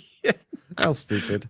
So, that was a interesting performance, but the road has been a very, very big issue for this team this season. Right. And because they're so transfer dependent, this game, I'm sure it means a lot to them, but not like it should. Right? Yeah. I mean, does that make sense? Like, there's just not enough players that probably honor this as like the game they got to win. Yeah, that's a good point. I mean, so last year's game was the one where Norvell took the flag out of the ground and like threw it after Tallahassee. It was pretty spicy, but I do think there probably is a little bit of lost in these rivalry games when you haven't had guys be in the program for a couple years and they're home state kids. They go to Florida State, Florida, and you build up that rivalry. Now, Florida's has done less work in the transfer portal than Florida State. So yeah, it is going to be interesting. It's way more transactional now than, probably it was 5-6 years ago. All right. So take a leap of faith here, Stephen. Who's winning this travesty, Florida or Florida State? Mike, the key for Florida to win is a big game from Jaden Baugh. Florida State's defense kind of up and down at times this year. They have played probably a little bit better in the second half of the season. I honestly, Mike, I have no idea which version of these teams is going to show up. Florida State cannot win on the road. Who knows about Florida? Florida State does have trouble playing clean games because they have just made silly mistakes at times that make no sense. But I think they got more motivation here. Give me the Noles 24, the Gators 20. And just end it. Just end this season, I thought you were going to hang up on me for picking Florida State. No, I don't blame you at all for that one. I truly don't. All right, how about this one, Stephen? Man, just to think, in the preseason, this was billed as a potential playoff eliminator type game. We got Clemson on the road at South Carolina. Gamecocks, Stephen, favored by 2.5 points. 46.5 is the over-under. Noon Eastern, 11 a.m. Central on the SEC Network. Good for the SEC, sticking it to Clemson, putting them on SEC Network. Let them know what it's like to be televised on a real network. Who do you like here, Stephen? Surprised Dabo hasn't gone on a rant about that game, right? Being on the SEC. We should be on ESPN, ABC, But, Mike, I think the biggest storyline here is you kind of laid it out there. Two teams that had playoff aspirations at the start of the season turned into disappointment. The disappointment Palmetto Bowl here. And that's kind of the motivation here is like which team wins the rivalry, finishes the year with a little bit of momentum. If you're Clemson, 7-5 looks a heck of a lot better than 6-6, and certainly if you're South Carolina, 5-7 looks a lot better than 4-8. So I think we're going to get a pretty motivated game here between both teams. I think the matchup to watch is just like Lenora Sellers against this Clemson defense, because when you look at the personnel for Clemson, defensively up front, they're still pretty good. They're probably not playing up to the potential that we thought in the preseason. They are vulnerable on the back end, and especially giving up big plays. I also like what Mike Furry's done, as the interim play caller. I think the last couple of weeks, I think they've had a nice little rhythm. Obviously, they have questions up front and at the run game. But I do think Sellers has kind of settled in these last couple games. So, he had that great game last year against Clemson where he's breaking all those tackles, and who knows what the future holds. Maybe it's his last game in Columbia. I think there ought to be some motivation for him to go out on a high note. Do you agree with that? Yeah, I do, Stephen, but I would have thought there'd be a lot more motivation for a lot of these games. I just don't know what to make of Carolina. I mean, one half of football, they look dominant against A&M. 3.5 quarters, they look, I don't want to say dominant, but they outplayed Alabama. And then at times they look completely overmatched in games like Vanderbilt, which I think is a good team. But I'm thinking back to the Missouri game. It was basically like 2 or 3 plays they made. The rest of the time, dominated. So I just don't know where this team's at. I don't know which team's going to show up. Certainly they'll show up for this one, I would think. There's so much hatred between these two. But Dabo's not a big portal guy, even though he's portaled in a couple guys this year. But again, so their entire roster knows about this series, and I know Beamer utilizes the portal, but I think he does a heck of a job letting his team know, how important this game is. So I don't think motivation is going to be lacking for either side. I mean, I fully expect a lot of trash talk and a lot of physical play, but I don't really have much confidence in South Carolina to do anything. Do you? I trust Sellers in this spot. I think at home, last game of the season, motivation, Clemson, playing out the season. I mean, Clemson beat Louisville a few weeks ago. I wasn't overly impressed with their performance in that game, which has kind of been the take of the season. And it feels like Dabo's ready to jettison basically all of his coaching staff when the season ends. So that will be something to watch. But, you could just kind of go up and down, Mike. I mean, Cade Klubnik hasn't played up to the maybe level most people thought. They don't particularly run the ball well. Their offensive line has been an issue. I think that creates some opportunities for Dylan Stewart. They're also 16th in the ACC in third down offense, which kind of gets at where I think South Carolina can make some hay here. It's like you stop the run, you get some pressure on third downs, 3rd and 9, 3rd and 8, and maybe you create some turnovers and some short fields. Like it really feels like points are going to be at a premium in this game. I think Lenora Sellers is the best player on the field, and maybe that's the difference in the game and what's going to be probably a close one. How much does Beamer, or how bad does Beamer need this going into the offseason to at least, hold on to the support that he's got within the fan base? I think he needs it a lot because Clemson, 6-5, and South Carolina won last year. I think they could win other times, but man, they're down. They've had a disappointing year. If they come into Columbia and win this game, given all that's happened, yes, it's been disappointing for South Carolina too, but I think you got to get this one. They're at your place. They've had a disappointing year, disappointing season. This is one way to kind of change the narrative a little bit. Mm-hmm. All right. So who gets it done, Stephen? Mike, it has been a disappointing season in Columbia, hasn't it? Arguably the most disappointing of any team in the conference. It's about to get a little better on Saturday. Yeah. I know you're going to be sad because your buddy Dabo is going to have to go home with a loss. I like South Carolina 24, Clemson 20 points at a premium. I think Lenore Sellers, 1 or 2 plays, that's the difference in the game. What's Dabo going to complain about after this one? If you had to guess, most likely to complain about officials or officials, start time, coaching, roster, everything. All right. How about, buddy, speaking of disappointment, not for Oklahoma, but for LSU, Stephen. LSU at Oklahoma Sooners, favored by 10.5 points at home, over under 36.5 points. That never not makes me laugh this week. 3:30 Eastern, 2:30 Central, nationally televised on ABC. Stephen, I was going to ask you who wins the game, but the real question, who gets the 10 points? Because that's about all they'll need in this one. Absolutely, Mike.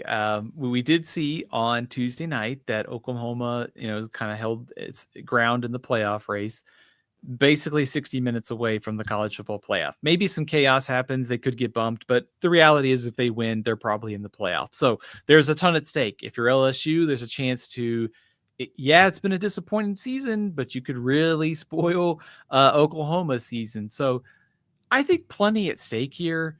But on the most basic level, Mike, I mean, you just look at these two offenses and you go, 2 great defenses, 2 offenses with a ton of question marks. Which one can put together a couple drives or turnovers? Because it does feel like short fields. These 2 offenses are probably going to have trouble stringing together multiple 60, 70-yard drives. It just feels like maybe 1 or 2 big plays could be the decider, much like Oklahoma did last week against Missouri. So good defense, a lot of bad offense, short fields. That's probably going to be the deciding factor in this game. Turnovers and short fields.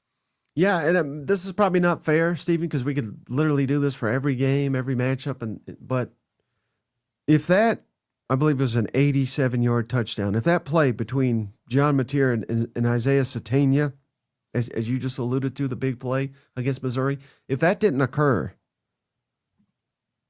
do you think Oklahoma would have beat Missouri? I think they would have. I think it would have been 10-6 or 9-6 or something. I don't think they would have, because I think they were getting dominated the whole game. Yeah, I mean, we kind of talked about that on the Monday show, but it did feel like that was kind of a turning point in the game, because then they got the short field on the bad punt. They turned around and got the touchdown. That was and as you even go back to the Alabama game and you look at the scoring drives, you're talking 30, 40 yards. You're not talking about a group that's stringing together 400 yards and 80-yard drives at the same time. So, but also on the other side of it, I mean, do you trust LSU to put together that kind of offensive performance? They're probably worse than Missouri in offense. So yeah, certainly they are, but they do have a lot of talent. Yeah, they can't put it together. I certainly don't anticipate they will put it together against this Oklahoma defense on the road, no less. Even if it was at home, I'd be just as unconfident in them. But they do have the talent, though, to where Trades Green or Barry and Brown, or somebody could break loose and do something. Just the point being, if they make 2 or 3 big time plays, they could go into Norman and steal one. I really do think. Do you think that's believable? I think it is, because I think it's tough for me to see Oklahoma pulling away offensively against an LSU defense that's pretty good. And that's been, for all the problems, for the most part, it's been fighting this year. I do think if you're Oklahoma, if you can win this game and you're in the playoff starts, December 19th, 20th, you've got less than a month. You could maybe work on some of these offensive issues. It's almost like if you just survive this game, you get healthy, you got a chance in the playoff to kind of reset. So I do think Oklahoma's issues are not necessarily fixable, but I do wonder, with some time off, maybe there's some different things that you could do a spark here and there. But you mentioned big plays, Mike. 1 or 2 in this game could be the difference, because I just don't see long drives being the thing here. It just feels like if there's a handful of a block punt, a kick return for a touchdown, like maybe that's what ends up deciding this game. And this is potentially is a really good opportunity, I would think, for Oklahoma to, I don't know if get right is the word, but work on particularly the running game, because this is, again, for as bad as LSU is, their defense is pretty solid, particularly in the secondary, but I think you can gain some confidence going into the playoff if you can enforce your will a little bit on this team like they have at times. So I'm thinking about the Michigan game. They really got that done. They had some success against Ole Miss on the ground, if memory serves, Tennessee. So, I think this is an opportunity for Oklahoma to move in the right direction heading into the playoff, and I'm talking specifically on the offensive side. Yeah, I think that's accurate. I mean, if you win this game, you're going to be putting up some numbers against a good defense. So if you can find some confidence, you move the ball in an LSU defense. That's one of the better groups in the SEC. And then you get a couple weeks to kind of figure things out. I think you go into the playoff feeling better. But if you win this game 6-3, you're not going to be feeling too good about your offense, regardless of how much time you have to fix some of these issues in a few weeks. All right, Steven. So who gets it done? Does Oklahoma win, or does LSU and Brian Kelly's son free my boy BK? Who gets it done? Mike, I think pretty simple. We kind of laid it out there, but just to kind of as a refresher, I do think like turnovers, big plays, and defense, that's going to be the key to the game.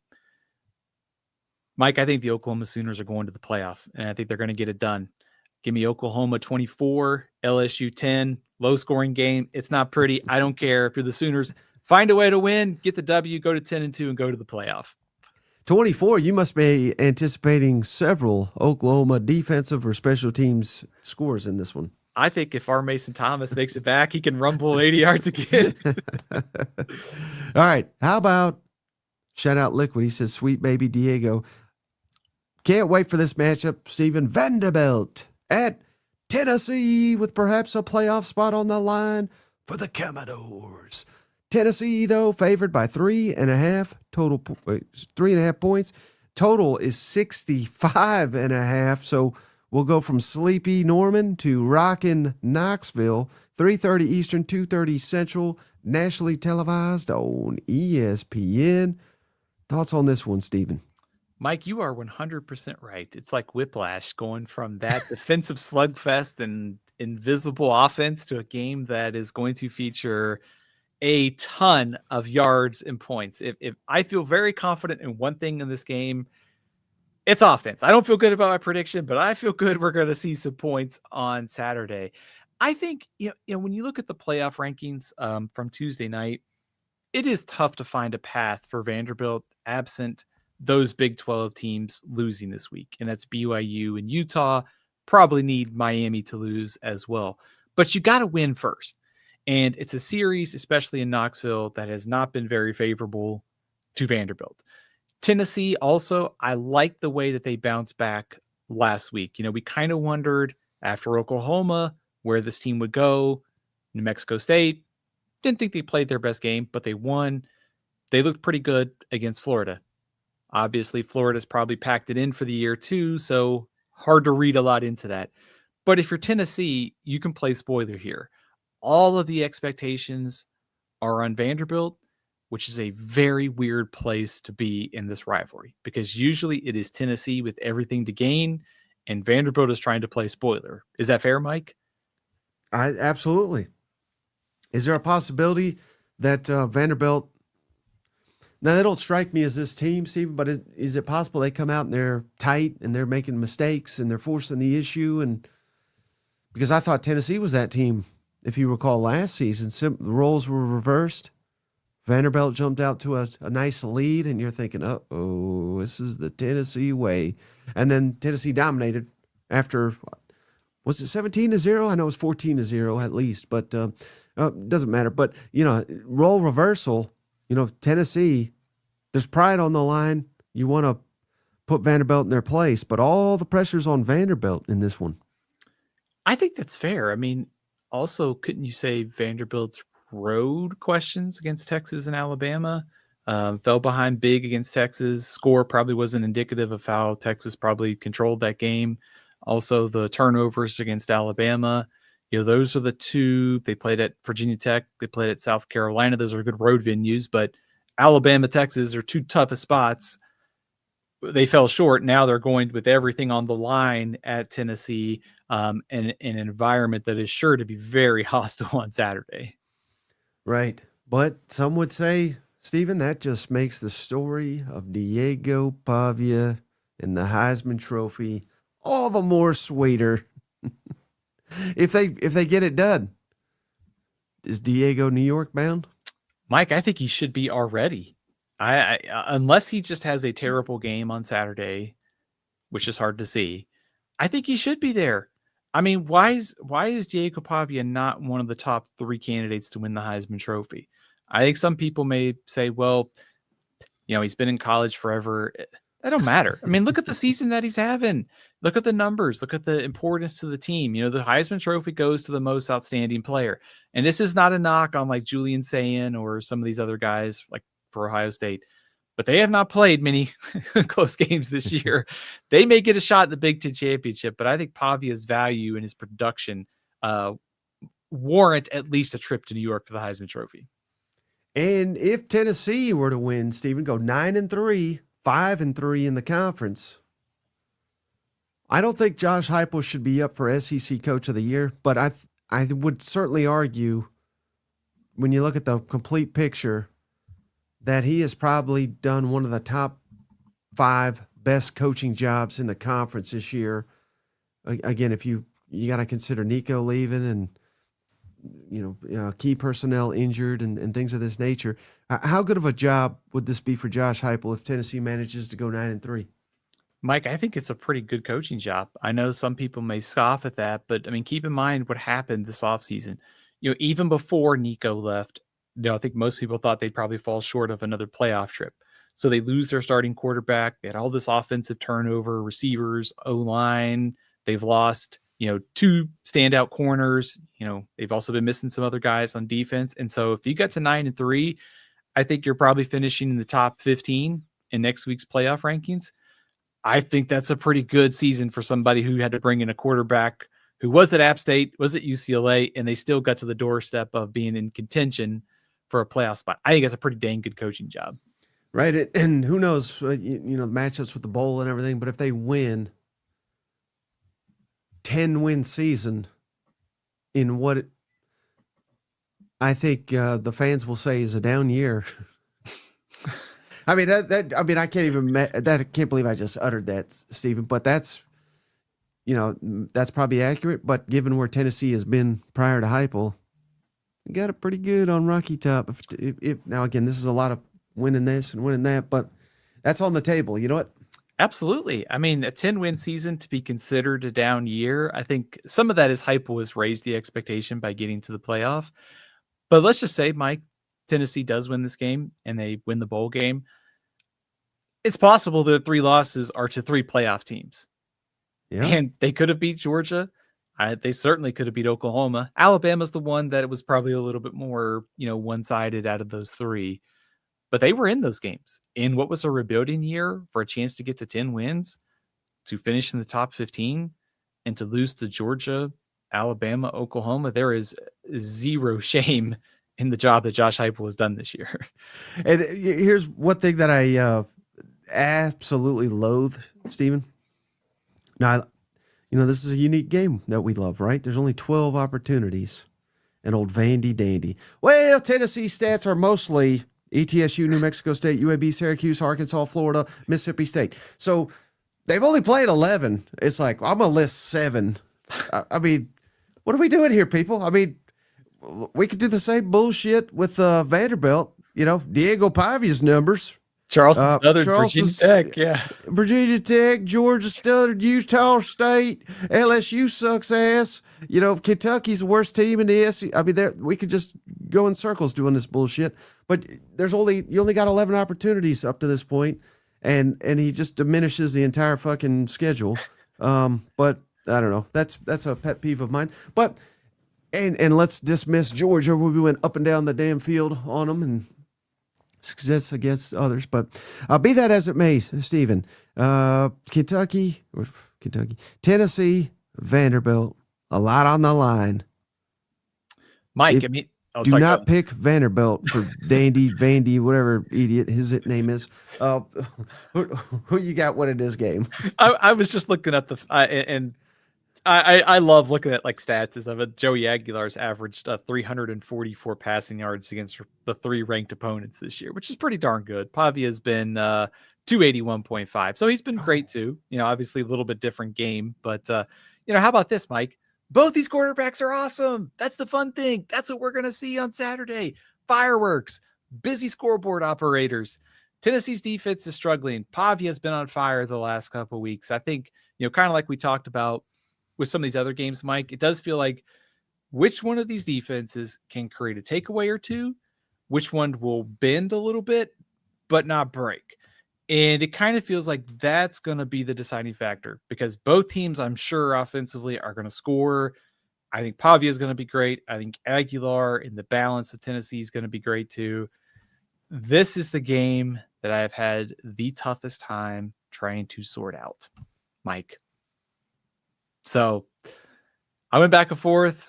I thought about it for 5 days, 6 days. I got to go Tennessee at home. 37-34, high scoring game. I think Aguilar and the Vols get the ball last and they score, and that's the difference in the game. Suck on that, Vandy Dandy. Just kidding, but not really. Yeah, I mean, I could, to your point, I don't have confidence in either one of these teams necessarily because I think they're both good, and I think they, it's going to be high scoring, and I trust Clark Lee and his defensive staff a hell of a lot more than I do Tennessee's defensive staff, but I trust Tennessee's overall talent on that side of the ball a lot more. And particularly in a game like this, Stephen, again, we played 11 games, and I don't think Tennessee is particularly on defense. They've done what they're capable of. But in a matchup like this, when it's a team that you've kind of historically owned, and they're coming in your house and they're talking trash, that worries me for Vanderbilt. Now, it could be. I mean, Vanderbilt's done it for 2 years, and Pavia's backed it up. So maybe it gives you a little confidence, particularly if you start out hot and they say, hey, 100,000, whatever, to hell with these people. We're about to make them 100,000 losers. If we start hot for Vanderbilt, that confidence I think will carry over. And as tough a place as Neyland Stadium is to play, Georgia's went in there, Oklahoma's went in there. It's not, man, it'd just be wild, wouldn't it? If Tennessee loses 3 home games this year, and I certainly think that's on the table. To 3 potential playoff teams here, but that'd be wild too, wouldn't it? Yeah, it really would. Mike, I think the hard thing about this game and trying to make a prediction is, number one, Tennessee has owned this series. But also, one of the reasons that I think on Monday, when I wrote down my predictions, I actually penciled in Vanderbilt. And my reasoning was I just think Diego Pavia is just going to pull it off. I don't know how it happens. I think he's going to do it. But that's also like the rivalry has been so one-sided. And historically, what does it mean in this year? But at home with all the trash talk, the motivation that Tennessee's had to hear about Vanderbilt and Pavia, do they show up motivated on defense, ready to play? I think they could, but I also think Pavia is going to get he's going to get his yards. He's going to get his points, and he's going to be frustrating the heck out of this defense all afternoon. But Tennessee's offense can also do that too. So I think what kind of made me lean Tennessee was I looked at just said, man, it's been so one-sided in favor of Tennessee. They're at home. I just think Tennessee will do just enough offensively and defensively to win this game, but I don't have any confidence in it. It's 50-50 in my mind, and I could change my mind tomorrow to pick Vanderbilt. And one final point for Vandy Dandy. This is an excellent point, Stephen. Tennessee's only 8-5 the last 13 seasons, and that was Diego Pavia's first season in college football. So we got to make note of that. All right, final game on the board, Stephen. Saving it for the last here because it could get crazy. We got the Iron Bowl. Alabama on the road at Auburn. Crimson Tide favored by 6.5 points on the road. Over under 46.5 total points. 7:30 Eastern, 6:30 Central. Nationally televised on ABC. Who do you got in this historic rivalry?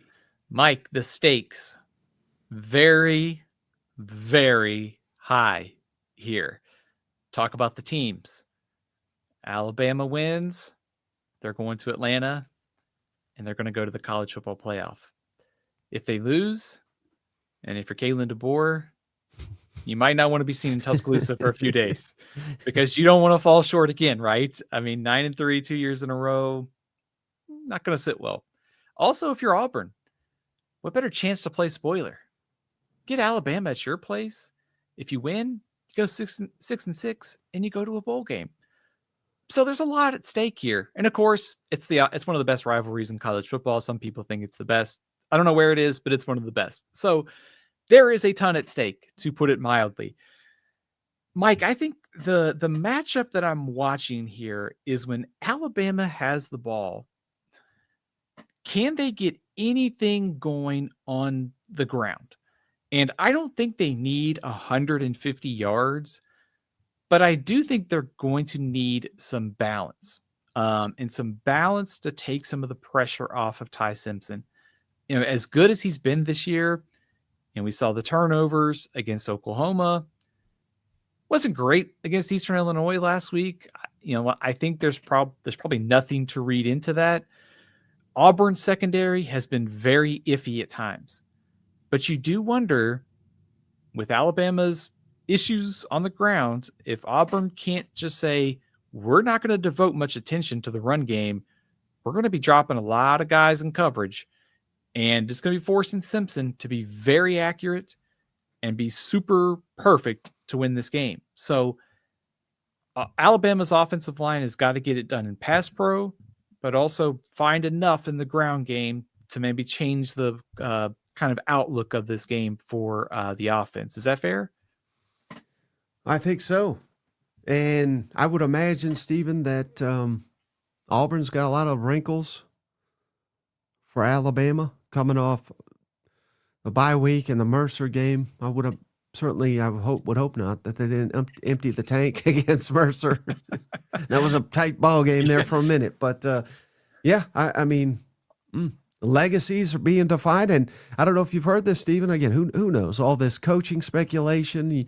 There's a lot of nonsense, but there is rumblings. There are rumblings, Stephen, that DJ Durkin is being given serious consideration to keep this job. Now, I don't think they're going to give it to him if he loses this game, but and I don't know how much of that is John Summerall eyeing Florida, eyeing Ole Miss, perhaps. It's funny how, like, all right, we got John Summerall, he's our man, and then it's like, well, he may go to Ole Miss. We will love DJ the whole time. You know what I mean? It's maybe one of those. I mean, again, I don't know, but. So there's a lot on the line for old DJ in Auburn, and you have to imagine that the players are hearing some of this, and certainly the defense. They certainly play hard for that guy, so you got to imagine they're going to play their hearts out because they're going to want to keep him. And I'm sure there's a scenario where he's not the head coach and he stays as a defense coordinator, so I wouldn't even rule that out. But yeah, there's just so much going into it, and I wonder, Stephen, if you know, I've been thinking about this all week. Losing to Oklahoma, has that changed the narrative of who this Alabama? I mean, before that game, Stephen, this was like, oh, this is the best team in the Southeastern Conference. I know they lost to Florida State. That was weird, but man, this is the first team ever. They went to Georgia, Stephen. They went to Georgia and beat Georgia. First team in history to go 4 weeks in a row, beating 4 ranked teams without a bye in there. I mean, this is a team capable of winning a national championship. I really do think, and I feel like that's being forgotten for whatever reason, just because they lost a tight game to Oklahoma, which probably has the best defense in the country. I think there also might be some look factor in there. because they probably haven't looked like they're firing on all cylinders. That South Carolina game was close. There's like I said, the offense didn't. The first team, Ty Simpson's numbers weren't great against Eastern Illinois. I still don't think like you said, I don't think I read a ton into that. I think they are still capable of winning this game, winning the SEC, being a top ranked seed, and going very far in the college football playoff. And not only is it they've got to figure out a little bit of balance offensively, but also I do wonder, this defense for Alabama has been very good, but what kind of stuff is Auburn going to throw at Alabama with Deuce Knight and Ashton Daniels? Since getting rid of Hugh Freeze, it does seem like the offense has made some strides the last couple of weeks. So it feels like if the offense kind of bounces back for Alabama, it feels like it might be hard for Auburn to generate enough points in this game to pull off the upset, barring some kind of like turnover crazy game for Alabama. What happens if the Auburn's offense, led by presumably Ashton Daniels here, if they look like the version that went kind of up and down the field for a good bit on Vanderbilt? If I could guarantee you that, what would be your confidence level that Auburn could pull this upset? Very high. That's the tricky part about the last 2 weeks for Auburn is Vanderbilt's defense has been I think it's got some issues, obviously. And Mercer. They haven't really played a great defense. Alabama's in a different category, I think, than those two. And before that, they scored 3 points against Kentucky, 33 against Arkansas with some defensive help. So getting rid of Hugh Freeze seems to have helped, but you also look at those games and go, there's a lot to still be desired against the opponents. And also we don't truly know, I think, what they are. I think you would have blown the Mercer game, Steve. You can't convince me otherwise, but that would have been that's the tendency, right? They would have lost to Mercer, beat Alabama. Are you a buyer into this Jordan Hare's haunted and all this, that, and the other?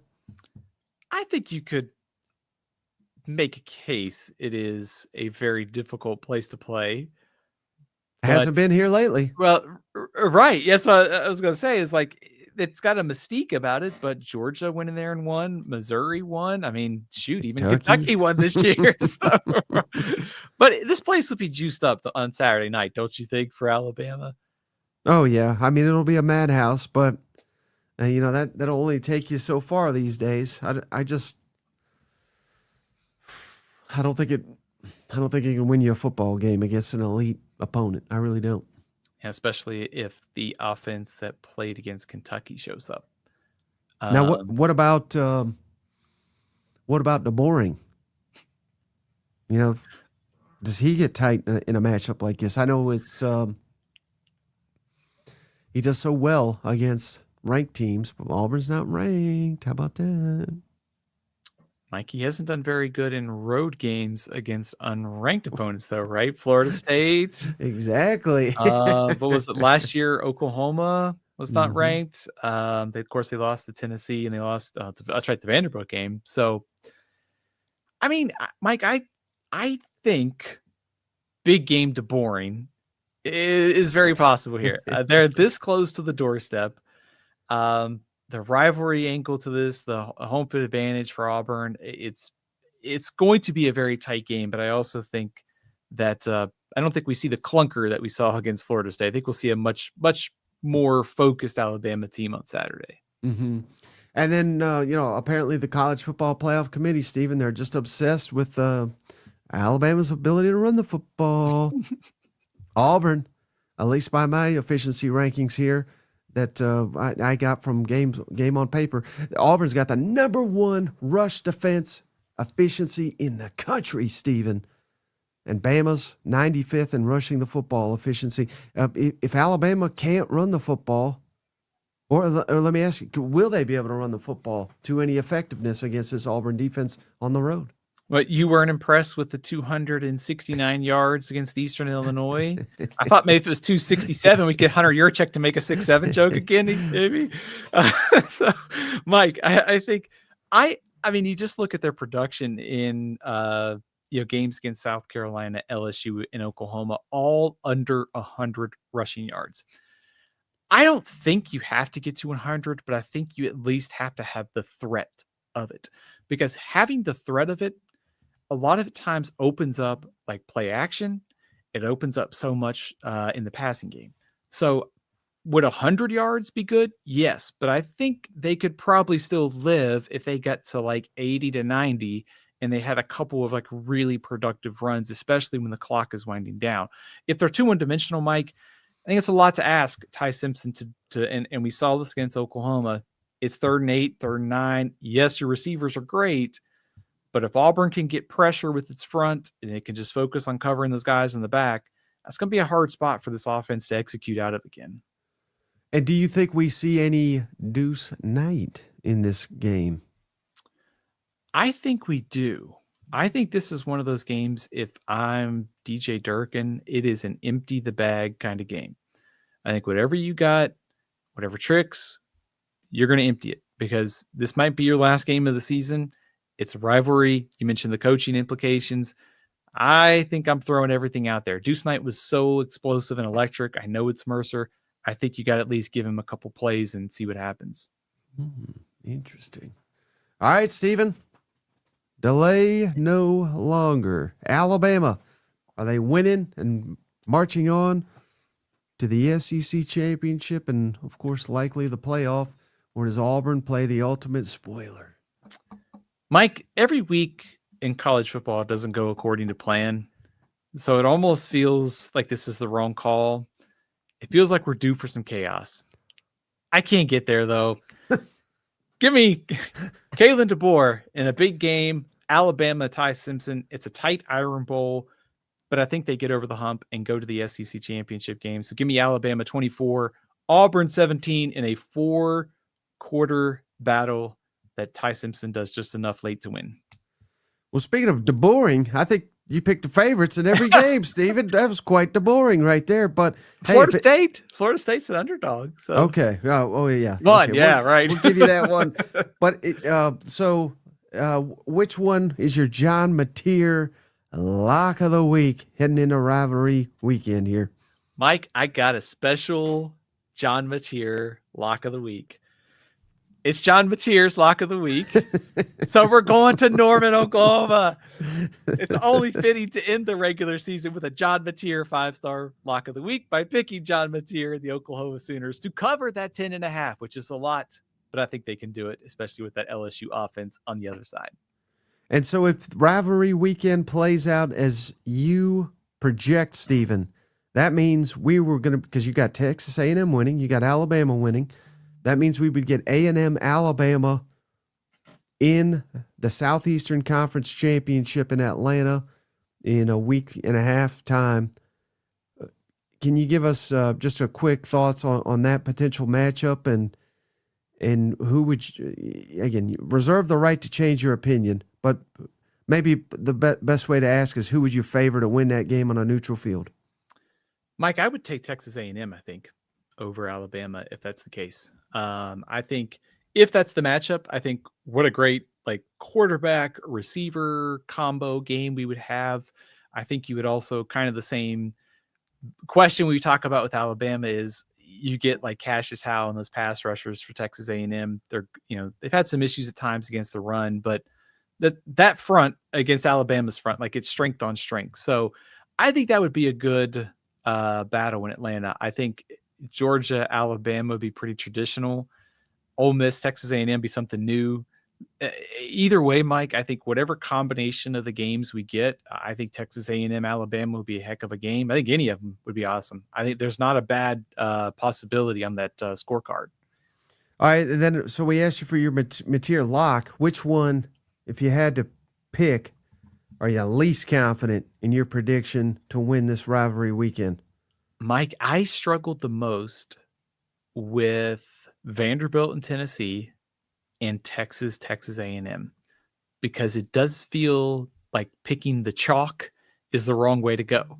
It feels like there's going to be some upsets. And I think I could easily see Texas winning at home. I could easily see Vanderbilt going on the road and winning. It feels like we're due for one or two. I have a hard time. Those are the two that I had the hardest time deciding on. Yeah. Well, I can't wait to find out, Stephen. I really appreciate you taking the time right here during this holiday week here. And any closing thoughts before we wrap this one up? Mike, I want to just say happy Thanksgiving to all the cousins.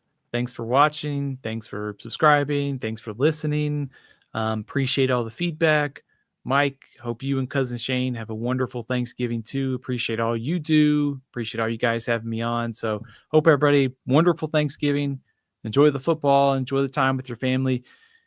It's the greatest weekend of the year. Can't wait to come back on Monday and see how it all unfolded. Absolutely. And we're thankful for you, Stephen, dropping all this knowledge, making all these predictions for us. And shout out JP for rounding up Mizzou fan, all day Trey, and serial killer. We missed serial killer. He says Kiffin Rapulli was hostile during a presser due to Thanksgiving coverage over a turkey and not his decision. Kiffin, that old attention whore, was mad. But we appreciate you, Stephen. We appreciate each and every one of you. We'll be back here in just a couple hours. Shane and I are going to make our predictions for Rivalry weekend, and then we're going to hopefully be off for a day. But who knows? Kiffin make a decision. Golesh finally gets confirmed or not.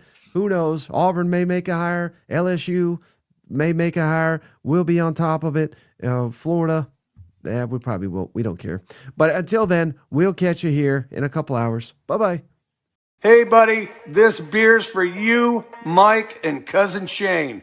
That SEC podcast loves the Pirate, and the Pirate loves that SEC podcast. Hail State.